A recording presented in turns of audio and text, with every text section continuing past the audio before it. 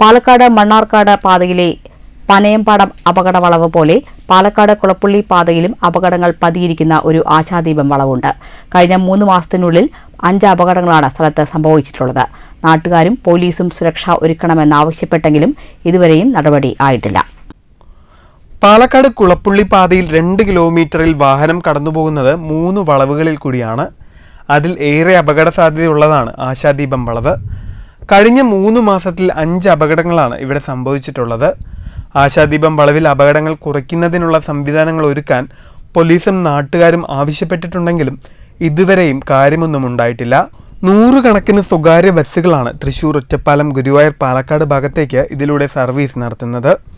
ബസ്സുകളുടെ മത്സരപ്പാച്ചിൽ അപകടങ്ങൾ വർദ്ധിക്കുന്നതിന് കാരണമാകുന്നു. റോഡിലെ മുൻകാലങ്ങളിൽ ഉണ്ടായ അപകടങ്ങളുടെ പശ്ചാത്തലത്തിൽ റോഡ് ഓഡിറ്റിംഗ് നടത്തിയാണ് റോഡിലെ ബ്ലാക്ക് സ്പോട്ട് പട്ടിക തയ്യാറാക്കുന്നത്. ഈ പട്ടികയിൽ ഉൾപ്പെടുന്ന സ്ഥലങ്ങളിൽ പ്രത്യേക സുരക്ഷാ മുന്നൊരുക്കങ്ങൾ നടത്തണമെന്നാണ് മോട്ടോർ വാഹന വകുപ്പിന്റെ നിർദ്ദേശം. പക്ഷേ ഇതുവരെയും ഒരു നടപടിയും ഉണ്ടായിട്ടില്ല. പൂരത്ര കഴിഞ്ഞാൽ ആശാദീപം പ്രദേശം മുതൽ ഷൊർണൂർ മുനിസിപ്പാലിറ്റി അതിർത്തിയിലേക്ക് എത്തുന്നതിൻ്റെ മുമ്പ് 3 അപകട വളവുകളാണുള്ളത്. അതിൽ ഏറ്റവും പ്രധാനം ആശാദീപ സ്റ്റോപ്പിലുള്ള അപകട വളവ് തുടർച്ചയായി അപകടങ്ങൾ ഉണ്ടായിക്കൊണ്ടിരിക്കുകയാണ്.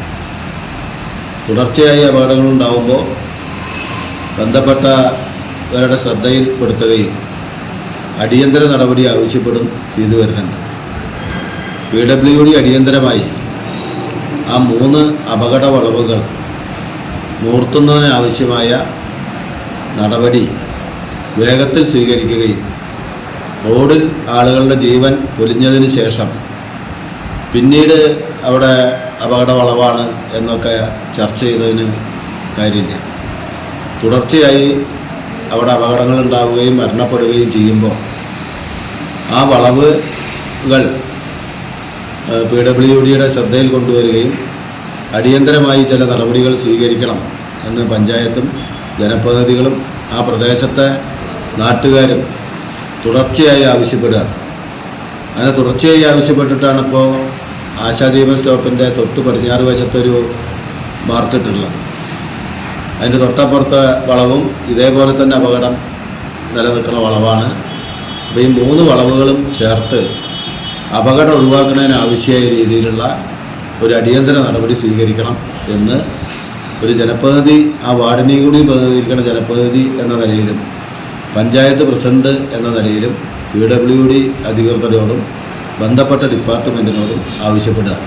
അപകട സാധ്യത ഏറെയുള്ള കാർമൽ സ്കൂൾ പരിസരവും ആശാദീപം വളവും ബ്ലാക്ക് സ്പോട്ട് പട്ടികയിലുണ്ടെങ്കിലും അപകടങ്ങൾ കുറയ്ക്കുന്നതിനുള്ള സംവിധാനങ്ങളൊന്നും പ്രദേശത്തില്ല. കഴിഞ്ഞ മാസം ആശാദീപം വളവിൽ സ്വകാര്യ ബസ്സും കാറും ബൈക്കും കൂട്ടിയിടിച്ച് നിരവധി പേർക്ക് പരിക്കേറ്റിരുന്നു. സെപ്റ്റംബറിൽ ഇരുചക്ര വാഹനങ്ങൾ കൂട്ടിയിടിച്ചും 2 പേർക്ക് പരിക്കേറ്റിരുന്നു.